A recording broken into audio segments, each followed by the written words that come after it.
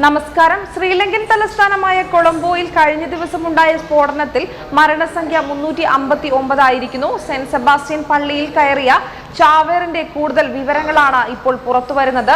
പുറത്ത് ഭാഗമിട്ട് വരുന്ന ചാവേർ പള്ളിക്ക് പുറത്ത് ചെറിയ പെൺകുട്ടിയെ കാണുന്നതും അവളുടെ തലയിൽ വാത്സല്യത്തോടെ തലോടുന്നതും ദൃശ്യങ്ങളിൽ കാണാം. പിന്നീട് നല്ലവനായി പള്ളിക്കുള്ളിലേക്ക് കടക്കുകയും ചെയ്യുന്നു. ശ്രീലങ്കൻ മാധ്യമങ്ങളാണ് ദൃശ്യങ്ങൾ പുറത്തുവിട്ടിരിക്കുന്നത്. സെന്റ് സെബാസ്റ്റ്യൻ ചർച്ചിൽ മാത്രം 93 പേരാണ് കൊല്ലപ്പെട്ടത്. ഒരേ സമയം 3 പള്ളികളിലും 3 ഹോട്ടലുകളിലുമാണ് സ്ഫോടനം നടന്നത്. ചാവേർ ആക്രമണത്തിന്റെ പശ്ചാത്തലത്തിൽ പ്രതിരോധ മേഖലയിലെ ഉന്നതരെ നീക്കം ചെയ്യുമെന്ന് ശ്രീലങ്കൻ പ്രസിഡന്റ് പറഞ്ഞു. ഇന്ത്യയിൽ നിന്നടക്കം മുൻകൂർ സൂചനകളുണ്ടായിട്ടും ആക്രമണം തടയാതിരുന്നതിനാലാണ് നടപടി. ഈ സൂചനകൾ ഉദ്യോഗസ്ഥർ അറിയിച്ചിരുന്നില്ലെന്നും ഗുരുതര പിഴവാണ് ഉണ്ടായതെന്നും പ്രസിഡന്റ് പറയുന്നു. ശ്രീലങ്കയിലെ ഭീകരാക്രമണത്തിൽ കൊല്ലപ്പെട്ടവരുടെ എണ്ണം 359 കൊല്ലപ്പെട്ടവരിൽ 39 പേർ വിദേശികളാണ്.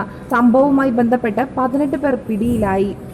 അറസ്റ്റിലായവർക്ക് രാജ്യത്തിന് പുറത്തു നിന്ന് സഹായം ലഭിച്ചിട്ടുണ്ടോ എന്ന് പരിശോധിക്കുമെന്ന് ശ്രീലങ്കൻ പ്രധാനമന്ത്രി റനിൽ വിക്രമസിംഗെ പറഞ്ഞു. ഈസ്റ്റർ ദിനത്തിൽ ശ്രീലങ്കയിലുണ്ടായ ഭീകരാക്രമണത്തിൽ കൊല്ലപ്പെട്ട 39 പേർ വിദേശികളാണെന്നും 17 മൃതദേഹങ്ങൾ ബന്ധുക്കൾക്ക് വിട്ടു നൽകിയെന്നും ശ്രീലങ്കൻ സർക്കാർ അറിയിച്ചു.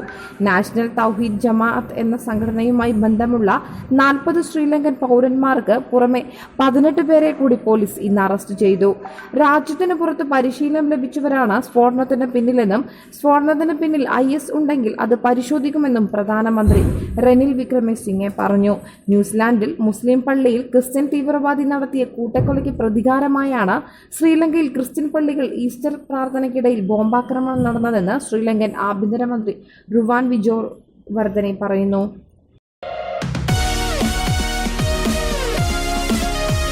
വാർത്തകൾ ഉടനടി അറിയാൻ top news Kerala YouTube channel subscribe ചെയ്ത് ബെല്ലൈക്കൺ അമർത്തി ലൈക്ക് ചെയ്ത് ഷെയർ ചെയ്യുക.